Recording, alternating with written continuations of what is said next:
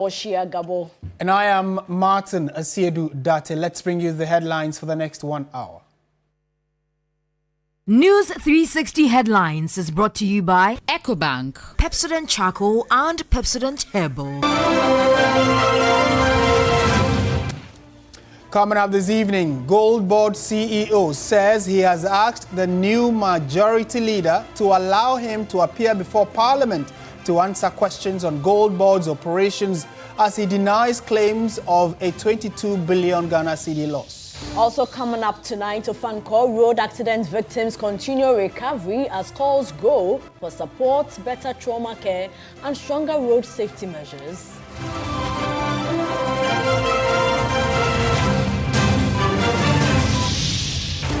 And later in the bulletin, graduates with disabilities demand action on government's 5% public sector recruitment quota amid prolonged unemployment and financial hardship. Later in business news, Chair of Parliament Select Committee on Finance calls for legal protection of public interest and accountability committee funding.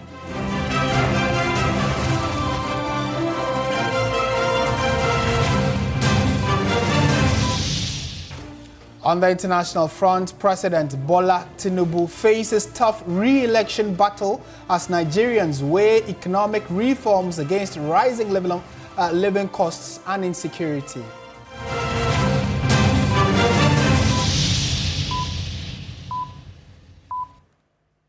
It's a packed bulletin. We always love to hear from you, so do stay with us. In our very first story, the Chief Executive Officer of the Ghana Gold Board has challenged Minority Leader Alexander Apenyomarkin to invite him to Parliament to answer questions over claims that the institution incurred losses from its gold trading operations. Sami Jemfi, during the government accountability series, mounted a spirited defense of his stewardship, saying he's ready to appear before Parliament to prove that claims linking Gold Board to losses under the Bank of Ghana's domestic gold purchase program are unfounded.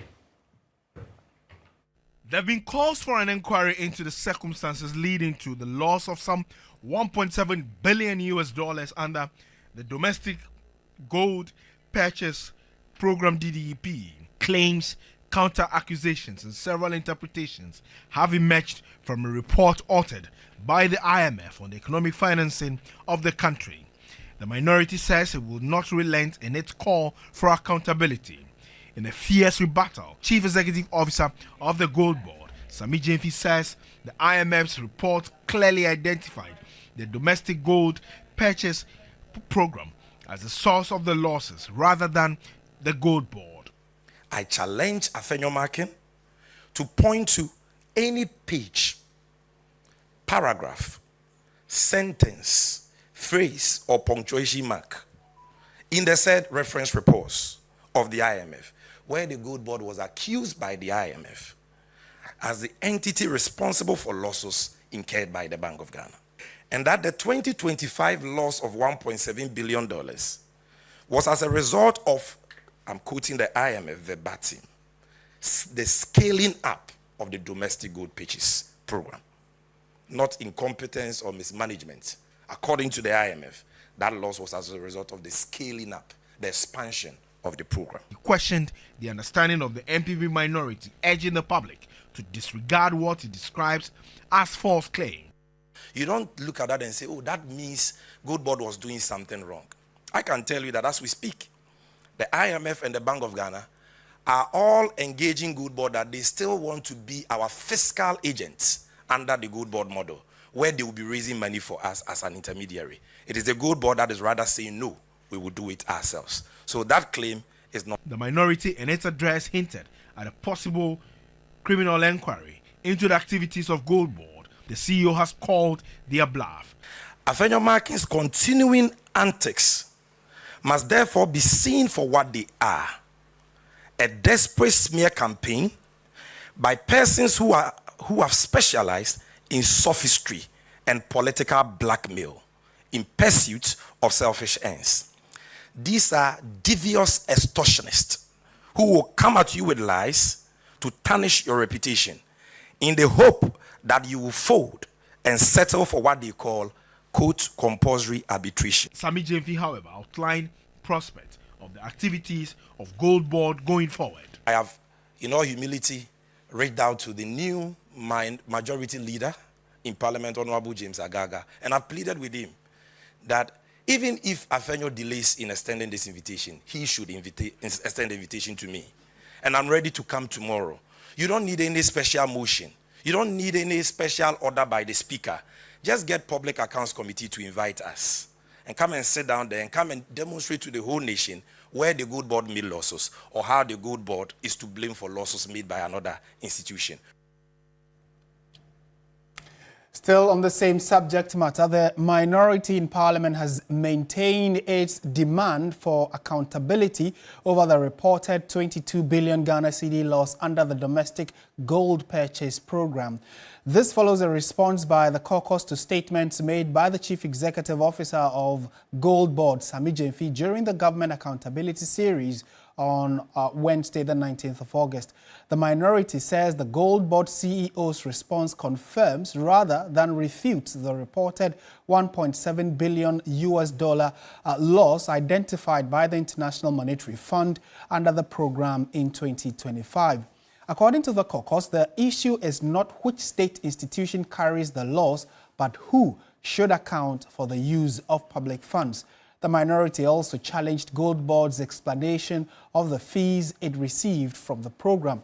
It says the Gold Board accounted for about 133 billion Ghana cedis in advances in 2025 and received an assay fee of 0.258% and a service fee of 0.5%.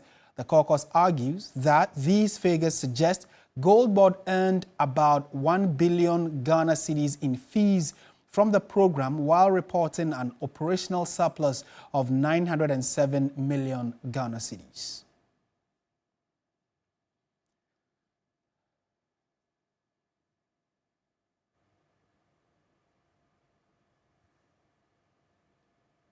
In more news tonight, some victims of the Ufankor Barrier multi-vehicle crash on August 13 are still recovering, with some making better progress than others.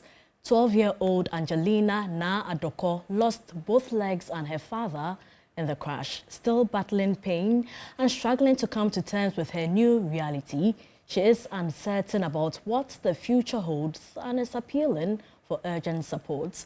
Some viewers may find portions of this story disturbing. Viewer discretion is therefore advised.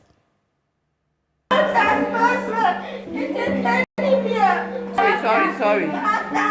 In excruciating pain at the Ga East Municipal Hospital, young Angelina has been calling for her father every day since the accident. She does not know that he did not survive the crash. Doctors say she is severely traumatized and is receiving psychological support alongside treatment for her physical injuries. According to her aunt, Sandra, Angelina had joined her ailing father on an early morning trip when the accident occurred. Wednesday, I also the home fano. Tia bonko kakra remains my friend my yakasa kakra. Nti anopa no my friend ebisa ne say ne ho te say. But my friend na yemfa. I spoke with him the day before. He said he wasn't well. So I called the next morning to check on him, but he wouldn't pick his phone. My younger brother then called and informed me of the accident and said my brother had passed on. Police hospital or naturally said Sandra is appealing to government, corporate organizations and other well-meaning individuals to support Angelina's recovery and help her reintegrate into society and return to school when she is medically fit. I am pleading with all organizations and philanthropists to assist with her medical bills, prosthetics, or a wheelchair, and her educational needs. Orthopedic trauma surgeon Dr. Ariel Francisco Morihon Perez, who helped save Angelina's life, explains the extent of the injuries she sustained. In the moment of the accident, the patient is coming from the traumatic amputation bilateral leg below knee. She lost the leg in the accident. She has another big injury in the right forearm, and she has a acetabulum fracture left and a forearm fracture in the left hand. What we do in the first time is try to control the bleeding from the amputation. We go into the theater and re-amputating and close the stump. But the wound is very dirty, and we need to cleaning well, debridement, and now in the condition actually he have a small infection in part of the left leg. For senior specialist and medical superintendent of the Gar East Municipal Hospital, Dr. Ayuba Abdullahi, the 12-year-old's case is particularly heartbreaking. She had amputation of both limbs because already the distal part of the legs were all left in the crash scene. I don't know whether they have even recovered it. It happened that, unfortunately, the father of this girl was part of the people who died instantly. The story is sad, and the information we're getting that they were actually visiting the hospital place to see the mom who was in the morgue, and the father was not feeling well, so she was accompanying the dad. That's the story we have. And as we speak, the father is no more. He is also appealing to government to resource community hospitals such as Gar East with the equipment and specialist services needed to manage major trauma cases and reduce the need for constant referrals. One of the things that is hampering us may be the ability to attend to trauma cases. If, for instance, we have mobile X-ray machine, sometimes you are able to, on the spot, pick up the excesses of the injuries that the people have and at the emergency, then wheel into the imaging center, and all these things can impair the care. CM machine, for instance, for orthopedic surgeon to do advanced surgeries in theater and observing everything that's going, the level, the angle, that you saw things in theater, we don't have it. Apart from Angelina, 3 other victims were brought to the Gar East Municipal Hospital. 2 have since been discharged after sustaining minor injuries. Another victim, Naomi Amidu, is stable and is expected to make a full recovery, but she too needs financial support to meet the cost of her treatment. Metro, bedroom to toy now. Me catch a mine some woman now. The government should help with my medical bills. I am in so much pain. Although medication helps, it is quite costly. At the Achimota Hospital, 4 victims were also admitted. 2 have since been transferred to the Ridge Hospital, while the other 2 have been discharged. As the survivors continue to recover, calls are growing for stronger road safety enforcement and improved lighting along major highways to help prevent similar tragedies. Noura Mohammed, TV3 News, Accra. Still watching News 360 on TV3. Let's turn our attention to other stories. Now, the Roads and Highways Minister Kwame Govins Agboja has expressed anger over the slow pace of work on sections of the Tema-Aflao Road, criticizing contractor First Sky Construction for what he described as little progress over the past 4 months. He made the remark as he began a nationwide road inspection tour in the Greater Accra region aimed at assessing the progress of major road projects and identifying challenges affecting their completion. Christian Yali reports. Most of these road projects fall under the big push and are expected to be completed between November and December 2027. The Roads and Highways Minister Govins Kwame Agboja toured selected projects within the Greater Accra region to assess the extent of work and progress made so far. Concerning the Lot 2 project, which is part of the Accra-Aflao project from the motorway extending all the way to the Central University area, the minister expressed dissatisfaction with the slow pace of work by First Sky Construction, indicating that for over 4 months, no substantial work has been done over the stretch. This road is just about 17 kilometers. What we've been complaining about is that Right from the beginning, I get the impression the contractors do not intend to do the work because I don't see any activity. We can't leave 4 months and come back. I can't see much work going on here. The minister then visited a concrete bridge that is being constructed to link Dowenya and Afenya communities to Dodowa Road and expressed satisfaction with work done by Oswald Investment Limited. Will you finish ahead of schedule? As promised, the president. Yeah, it will be done by December, Afenya. We can achieve it easily. So from Ashama Junction to Afenya Junction will be done before the end of the year. Ashama Junction is Dodowa Junction. Well, this is the Adentan Dodowa Road. It is one problematic issue for motorists, as you see, because when it rains, it comes with issues. And when it is very sunny as well, the dust would be all over. The minister wants the contractor to work on one side of the road, one lane, open that to the motoring public while it works on the other aspects of the road. So I can understand when people are worried about this. But the good thing is that there's good progress going on. As the contractor said, by the end of the year, at least one side will be completed and be open to traffic. So by Christmas, one lane will be finished, and it's good. The quality is also very well.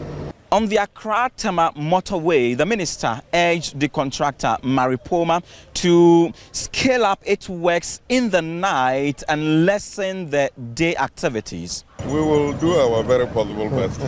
And then it's also contingent on what you will do as a ministry for us. Okay. Release more money. Yes. Release more money. So as far as we are concerned, yes. President Mahama prioritizes this work. Yes. So payments due on projects like this are never in doubt in terms of payment. We currently don't have any delay in any project in any other region. We are actually ahead of our schedules. We believe in planning. We don't work to impress people. Government has committed about 23 billion cedis into road projects across the country thus far. The minister has indicated that the NDC administration is committed to improving road infrastructure. Christian Yale, TV3 News, Accra.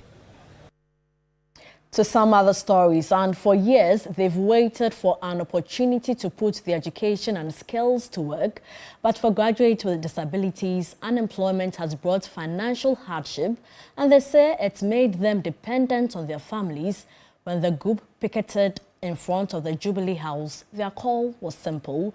They want action on government's promised 5% quota for persons with disabilities in public sector recruitment. Samuel Yebo Adams reports. For Emmanuel Donko, the wait for a job has lasted for 3 years since completing school. He says the prolonged unemployment has not only frustrated his dreams, but has also left him and others like him depending on their families. In our situation, we can't do anything after the school. So we have to depend on somebody to survive. And you see, when you depend on somebody for long, the person will be fed up of you. Sometimes you want to get even 1 CD to get something, to buy something, you will not get because you are not working.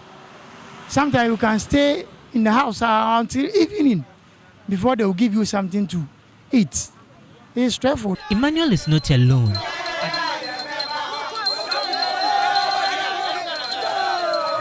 Other members of the coalition of unemployed graduates with disabilities traveled from different parts of the country to Accra, bearing the cost of the journey to make what they describe as a desperate call for inclusion and employment. I've filled forms, if I can count, I think the 5th one was this year. They will open the portal for youth for recruitment. You will fill the form online and nothing will come out of that. We've met ministers both, I think quite a number of times now, and yet it's like they don't seem to care about us. Since I've completed, I've not gotten a job, I have nothing to do. At times, my needs are always a kind of challenge. At times when I want to buy soap or basic things for myself, I don't find it easy. After an earlier petition was submitted without action, the coalition subsequently presented another petition to government, But the process was not without frustration.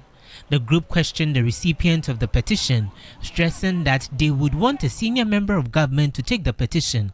Gilbert Amwa is the lead convener. All that we want to see is that if for nothing at all, there is a concrete plan, a concrete action, which can be led by a senior-most government official ahead of maybe DOC, so that he can make certain important decisions.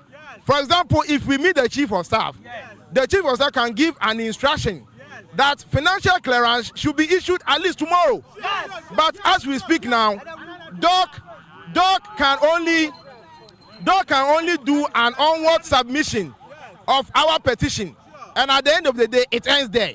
Receiving the petition on behalf of government was Dr. Samuel Aye. He assured the group that their concerns will be conveyed to the appropriate authorities. I must say that your issues are also part of major issues that government is addressing. I think that much attention ought to be paid to the fact that anybody that receives a petition on behalf of His Excellency the President has been delegated by the President. So whether the President is a chief of staff or the person is executive secretary or presidential staffer or a presidential aide, has the right to take a petition. For these unemployed graduates, another promise is not enough. They want that they will continue to demand immediate steps towards implementing the 5% recruitment quota and ending what they describe as years of exclusion. Samuel Yebo Adams, TV3 News, Accra. More news this evening. Vice President Professor Jane Opoku-Agyeman is calling for a more modern, transparent and trusted tax system to improve revenue mobilization and expand the tax base. Speaking at the 14th Annual International Tax Conference in Accra, she highlighted ongoing VAT reforms, the digitization of tax administration and the need to bring more businesses in the informal economy into the tax net. Vice President Professor Nana Jane Opoku-Agyeman said recent reforms, including changes to the value-added tax regime, are intended to simplify compliance and create a more balanced tax environment. Expanding the tax base requires creating practical ways for more individuals and businesses to participate in the tax system, particularly within the informal economy. People are more willing to comply when they believe that the system is fair, when the rules are clear and consistently applied, when they can deal with the tax authorities without unnecessary difficulty, and when public resources are managed responsibly. The GRA must therefore continue improving taxpayer education, consultation, and service delivery. The Vice President called for stronger cooperation among government, the Ghana Revenue Authority and tax professionals. Commissioner General of the Ghana Revenue Authority, Anthony Kwesi Sapong, said the GRA is targeting an increase in annual domestic tax revenue from about 155 billion Ghana cedis in 2004 to 310 billion Ghana cedis by 2028, requiring sustained annual growth of at least 20%. In 2027, we'll be looking at the revisions to our international treaties, so that over a 3-year period, you will see a reform of the legal taxes or the acts that really guides our taxation. And in all of this, Your Excellency, we are proud to know that we are not focusing on increasing the rate. We are looking at how to simplify the taxes and broaden the net so that Ghanaians can pay their taxes and will build the nation together. Economic advisor to the President, Seth Tekpe, called for the continuous review of tax frameworks to keep pace with economic transformation. The 2-day 14th Annual International Tax Conference is expected to produce practical recommendations on tax administration, customs and international taxation, and the regulation of tax practitioners for consideration by government. In more news tonight, a constitutionally reserved seat on Ghana's Council of State remains empty at a time the country is preparing to amend its constitution. More than 2 months after government promised a replacement of former Chief Justice Sophia Ekufu, President Mahama is yet to name one. Questions are emerging over whether the delay is merely procedural. There's more in this report by Noble Cosby Annan. Justice Sophia Ekufu submitted a resignation from the Council of State in September 2025, although the presidency only publicly confirmed its acceptance in June this year. Government said at the time that processes were underway to replace her. But more than 2 months later, no replacement has been announced. Under Article 89 of the Constitution, the Council of State must include a person who has previously served as Chief Justice, appointed by the President in consultation with Parliament. The Council of State Act 2020 Act 1037 also provides that where a vacancy occurs, that vacancy shall be filled. The law, however, sets no specific deadline for the President to make that appointment, and Article 92 makes clear that the work of the Council is not invalid simply because there is a vacancy. So, the Council can legally continue operating. The question is, how long can this constitutionally designated seat remain vacant? At least 3 former Chief Justices currently fit the constitutional description: Georgina Theodora Wood, Kwesi Eniniabwa, and Gertrude Tokonu. Justice Tokonu may, however, be considered politically unlikely following her removal as Chief Justice under the Mahama administration. Legally, though, Article 89 does not distinguish between a former Chief Justice who retired from office and one who left under other circumstances. It simply requires someone who has previously held the office. But here is another possibility. The current Chief Justice, Paul Bafo-Boni, turned 70 in December, the mandatory retirement age for a Supreme Court Justice. Once he retires, he too would immediately satisfy the constitutional requirement of having previously served as Chief Justice. Is the President waiting for the current Chief Justice to retire before filling the vacancy?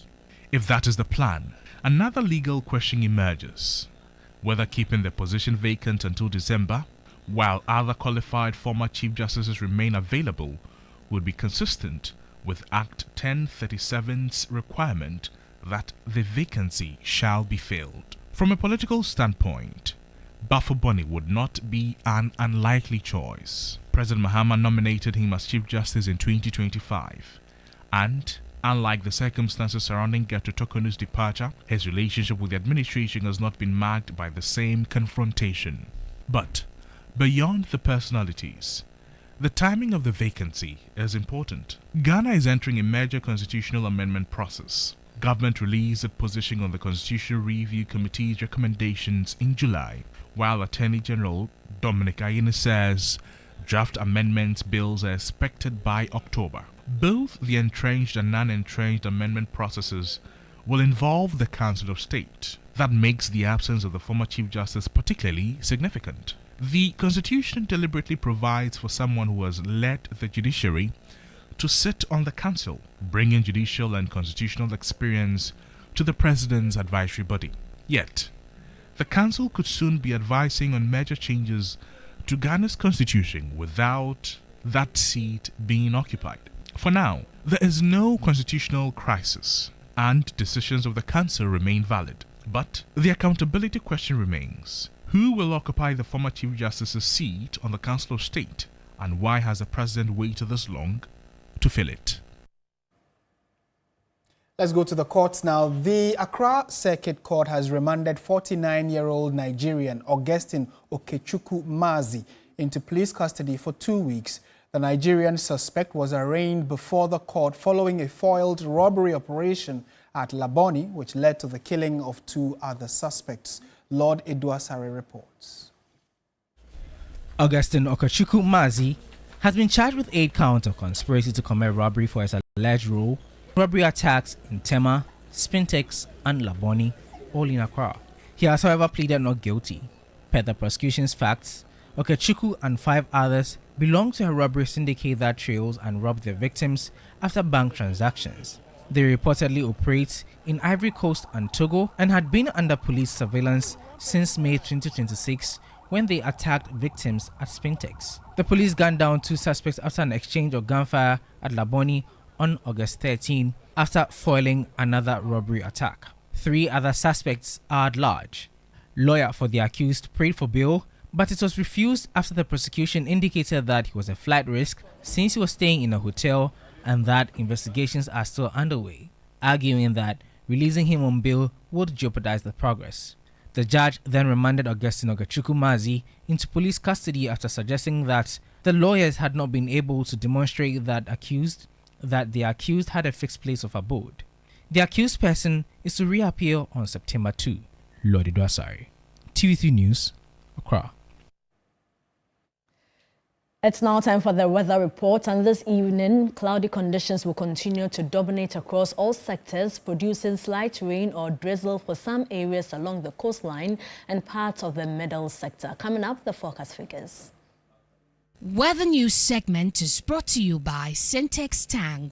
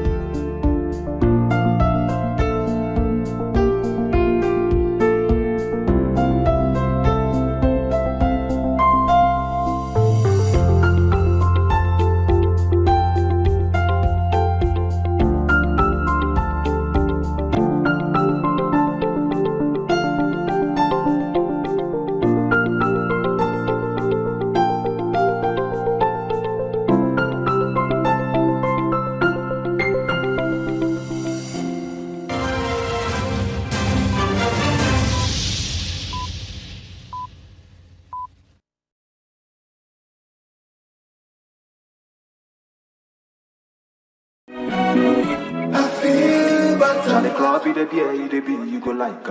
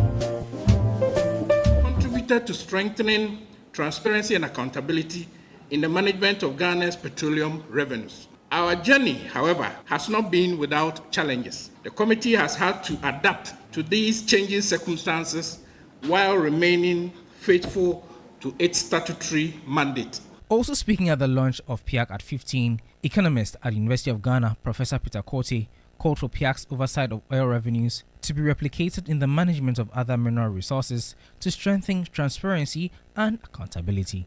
For the past 15 years, we have highlighted where there are problems. There have been instances where oil money has been used judiciously. There have been instances where they say there is a project here, you go and the project is not there. We have highlighted all of that. As we saw, after this launch, we are going to have a comprehensive report on abandoned projects, on oil projects. We're going to track all of them over time. I think PIAC is doing very well. Away from that, the equities market of the Ghana Stock Exchange has recorded a 73% year-to-date gain. Now, this places it among the strongest performing equity markets globally, while trading activity has also doubled compared with the same period last year. Managing Director of the Ghana Stock Exchange, Abinamwa, says the strong performance of the equities market reflects growing investor participation and renewed activity on Ghana's capital market. Speaking at the launch of the updated GSE Environmental, Social and Governance Manual, she said the equities index had closed 73% higher as of August 18, 2026, signaling increased investor confidence in the local market. There's activity even on our primary issuance. We are attracting new companies onto the market. But it's not just that. We are also seeing that we are attracting new investors onto the market. As at yesterday, the GSE Equities Index closed up 73% year to date. The updated GSE ESG Manual, also known as Sustainability Disclosure Manual, seeks to guide companies listed on the Ghana Stock Exchange to consistently disclose their environmental, social and governance practices, risks and performance, promoting greater transparency, accountability and informed investment decisions. Director of the Securities and Exchange Commission SEC, Dr. James Klucha-Veji, urged all listed companies to be transparent in their reporting. I want to congratulate Ghana Stock Exchange for coming out with this manual to help all listed companies as they prepare to meet the compulsory disclosure requirement issued by the Institute of Chartered Accountants, Ghana. Let us commit today to reporting with integrity, clarity, and courage. We'll end the segment with updates from the Forex and commodities markets. I am Minu Afo.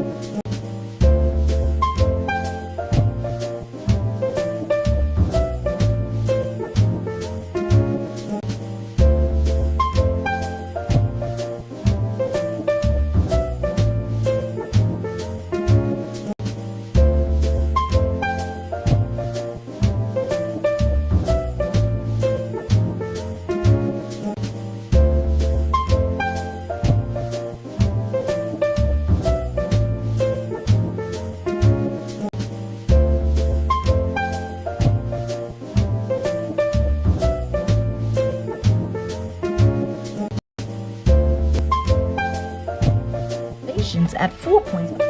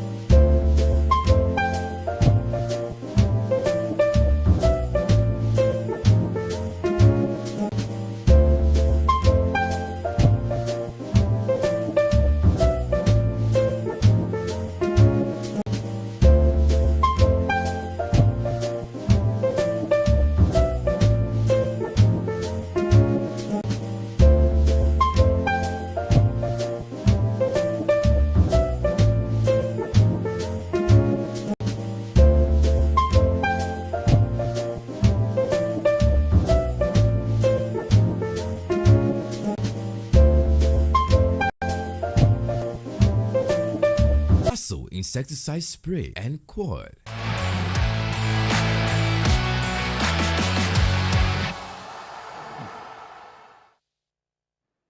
Hello, good evening, and welcome to the sports segment here on News 360 with Mireku Ampofo. Let's start off from the camp of the Black Princesses, who are currently preparing for the 2026 Under-20 Women's World Cup in Poland. The team has intensified preparations ahead of their opening game against Ecuador on September 6th. Ahead of Ghana's first game, head coach of the side, Charles Sampson, says the goal of the team is to make it out of the group stages. The expectation is very high, not only with me, but even with the players too. We know the history behind the U20 women. We know that this is the 8th time we are going to the World Cup. We also know that we have not been able to advance from the group stages. So that has been the first goal. We'll make sure that we'll even extend it. But first of all, that is our first goal, to go through the group stages. Let's now do some transfer news where Ghana midfielder Elisha Owusu has officially completed his transfer from French club AJ Auxerre to Turkish Super League side Erzurumspor. The 28-year-old midfielder has signed for the newly promoted Turkish outfit on a permanent deal, bringing an end to his 3.5-year spell with Auxerre. In Europe, Manchester United are in advanced talks to sign Carlos Baleba from Brighton. The Red Devils are confident of agreeing a deal for a fee around £75 million. The 22-year-old was heavily courted by the Red Devils last season, but a deal never came to fruition as Brighton valued him over £100 million. Meanwhile, Arsenal have agreed a deal worth more than £50 million to sign Aston Villa defender Ezri Konsa.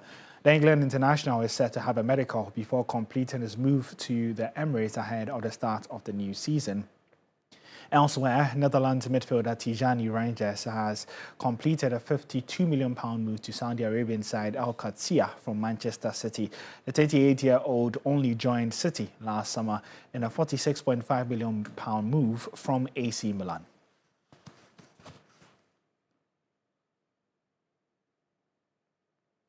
Still on some transfer news, and new Girona signing Abdul Mumin has opened up on the reason why he joined the second-tier club Girona. The Black Stars defender says that he was swayed by the team's style of play and ambition.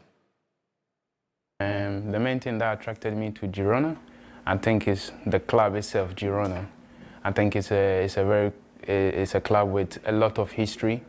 And over the past years, the type of football they play is very attractive, and I believe that all footballers that wants to improve in their professional career, it's a project that they'll look up to.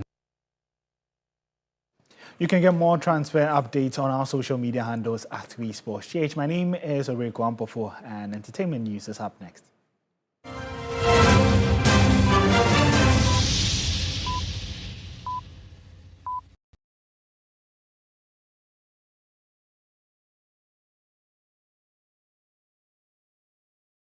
Bro, you book in on the how to be millionaire.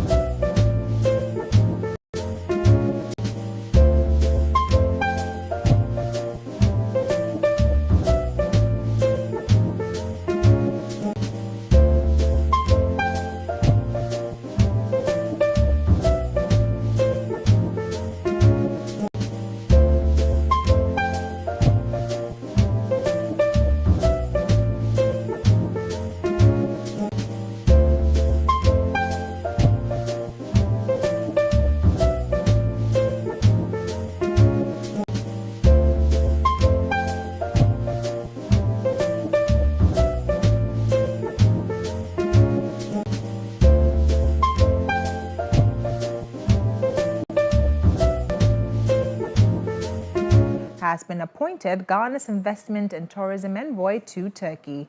Ejiani announced the appointment on Instagram, saying she has officially started work in her new role, and she described the appointment as a great honor and responsibility to serve Ghana. She said she will use her experience, relationships, and resources to help create opportunities for Ghanaians. Her work will focus on attracting investment, promoting Ghana's tourism potential, and building stronger partnerships between Ghana and Turkey. Ejiani also highlighted the creative industry. She said Ghana's music, film, fashion, arts, and other creative talents can help promote the country while creating jobs and investment opportunities.